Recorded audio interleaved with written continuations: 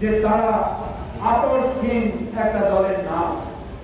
আমরা দেখেছি বেগম খালেদা জিয়াকে অনেক অত্যাচার করা হয়েছিল, অনেক নির্যাতন করা হয়েছিল, অনেক ভয় ভীতি প্রলোভন দেখানো হয়েছিল, কিন্তু তিনি কারো কাছে মাথা নত করেন নাই।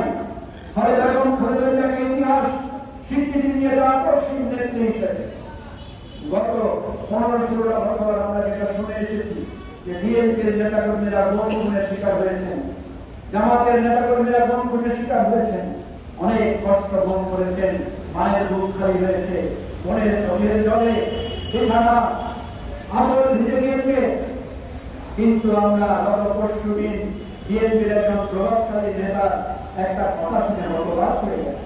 বিএনপি নেতা সালাউদ্দিন সাহেব বলেছেন ওনারা সব ক্ষেত্রে আপোষ করে শুধু একটা নির্বাচনের জন্য ওনারা নাকি জুলাই সনদে স্বাক্ষর করেছেন এবং গণভোটে সম্মত হয়েছে। আমরা অবাক হয়ে গিয়েছি।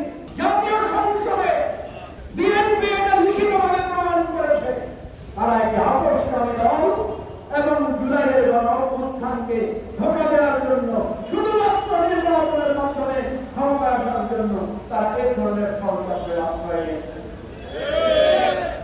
আমরা যদি দেখতাম বিএনপির নেতারা এটাকে প্রত্যাখ্যান করছেন তাহলেও তো কিছু আশা থাকতো, কিন্তু আমরা দেখেছি প্রধানমন্ত্রী সহ সকল বিএনপি দলীয় সংসদ সদস্যরা এমনি চাপকে এটাকে আবার উৎসাহিত করেছে।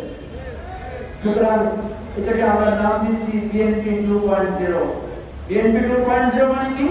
বিএনপি 2.0 মানে আমরা দেখছি যে বলবেন নির্দলীয় সরকারের কথা, বলবেন দলীয়করণ বিভিন্ন সরকারের কথা, কিন্তু করবেন আসলে দলীয়করণ।